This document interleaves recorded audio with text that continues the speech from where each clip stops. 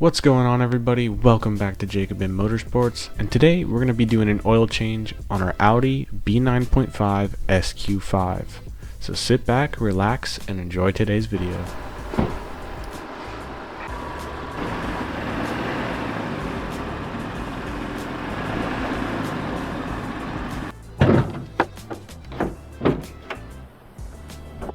So to start things out, we're going to go ahead and remove the engine cover and look for our dipstick location. Now, funny enough, this car actually does not have a dipstick. It has a plug, so we're going to go ahead and pull the plug out, and this is where we will be extracting the oil, as you will see later on. So when choosing an oil, make sure it exceeds API and SP oil ratings, and also make sure it's a full synthetic, because these high-performance Audi engines are going to need the best oil. So for this, we went with Castrol Edge, which exceeds Volkswagen and Audi standards. This is our fancy vacuum pump that we got from Harbor Freight that I will have linked down below. Basically uses air and sucks out all the oil from the oil pan and makes oil changes so much easier.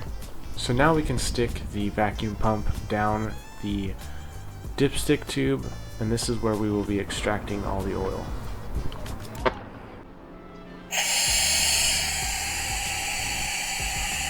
I think I turned the compressor off. If you want to go check, you have to turn it back on, keep our pressure.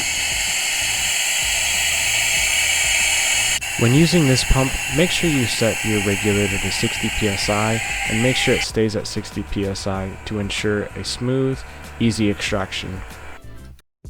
Regardless if you have the pump or not, this job can be done on the floor just like a regular car, so don't feel like you need to have the pump.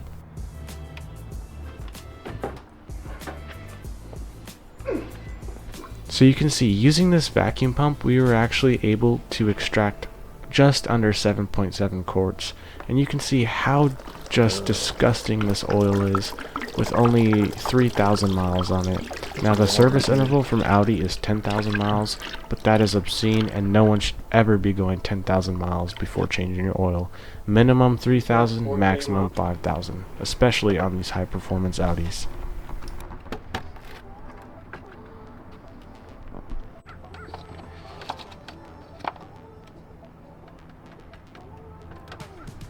Some oil filters are directional, this one wasn't, so just keep that in mind when you buy an oil filter to make sure which direction it needs to face.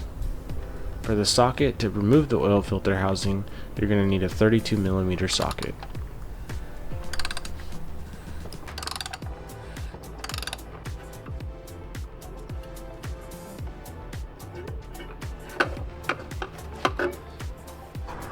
Don't forget to tear off your old O-ring and replace it with the new one that comes with your filter.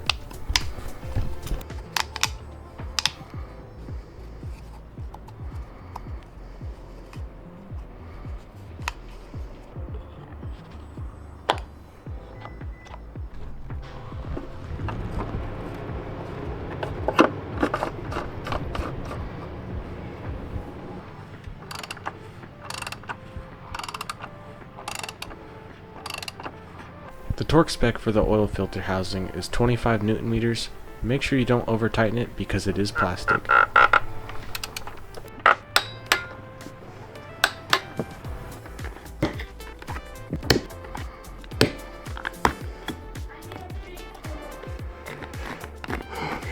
Just if I haven't mentioned this yet, this 3.0 does take 7.7 quarts, so make sure you grab enough oil.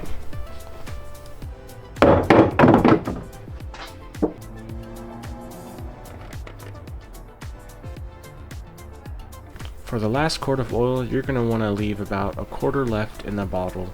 Should look something like that.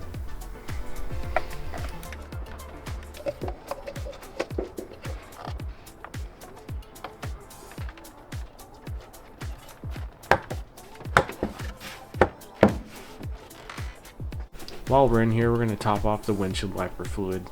Shoot, we might as well top off the blinker fluid as well. So now we're going to go ahead and start the car and let it get up to operating temperature so we can check the oil and reset the service interval.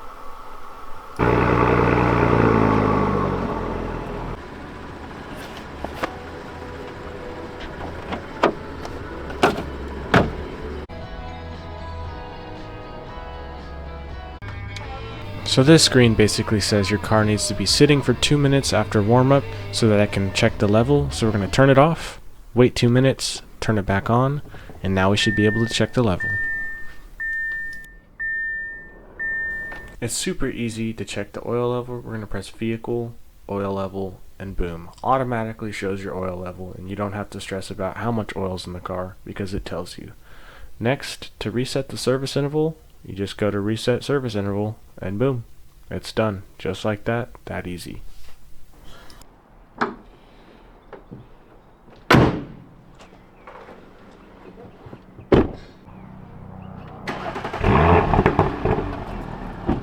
you guys enjoyed today's video, go ahead and hit that like button and hit that subscribe button. It'll greatly help me out so I can keep making cool content like this for you guys. And if you guys want to see more content like this, comment down below.